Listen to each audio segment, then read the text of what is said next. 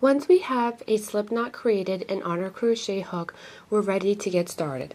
The first thing that we're going to do is a foundation chain. Anytime you crochet, it basically will always start with what's referred to as a foundation chain. It's going to be made up of a series of identical crochet stitches called chains. Whenever you're looking at a pattern, a crochet chain stitch is always abbreviated as a CH.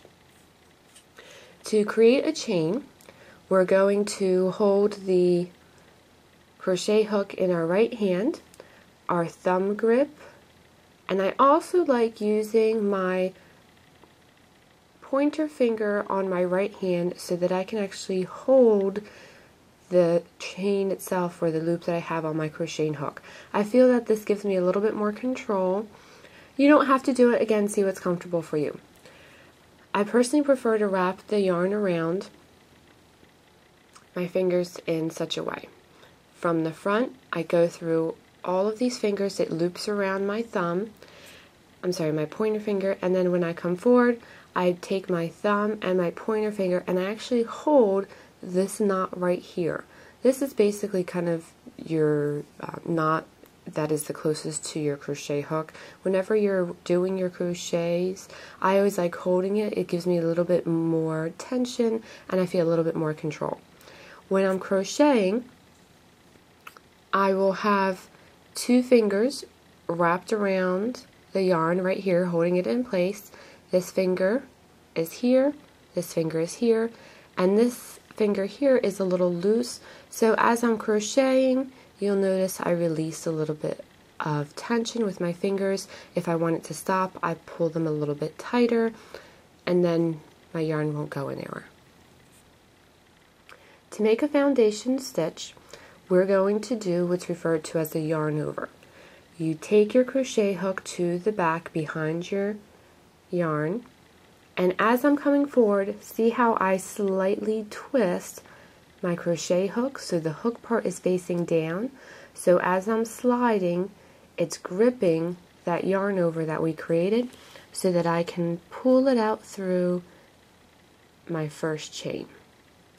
And when you're doing this, you don't want to hold super tight because when you go back, it's going to be hard to work with. So make sure you have a little bit of tension on your yarn so that you have some room to work with in the chains you create. Then we're going to yarn over again, and as I do so, I slightly twist the crochet hook down and come out of the loop. Again, you don't necessarily want to be super big loops, so if you feel that you're getting a little too big, just pull on the yarn so you can make it a little bit more tighter. And again, don't make it super tight so that you don't have enough room for your crochet hook.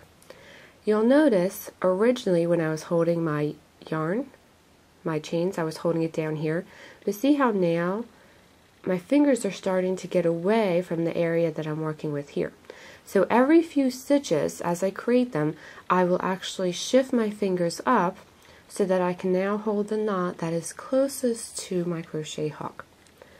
So we're going to yarn over again, pull it through, yarn over again, pull it through the loop, yarn over again, pull it through the loop, and then I'm going to go ahead and shift my fingers up. I'm going to yarn over again, pull it through the loop, yarn over again, pull it through the loop. So go ahead and practice this for a while. That way you get the feel of it.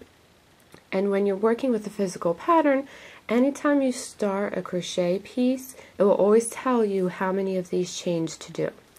You are always better off doing extra chains. For example, if the pattern calls for 50 chains, you might want to do 60 chains. If the pattern calls for like 100 or 200 chains, if you're making a blanket, go ahead and make extra chains. If it calls for like 50, maybe do 60. If it calls for like 100, maybe do anywhere between 10 to 20 extra chains. The reason I recommend doing that is because if for whatever reason you miscounted the amount of chains, when you are going back and working that row, it is impossible to add extra chains. You're stuck. You have to unravel your entire work.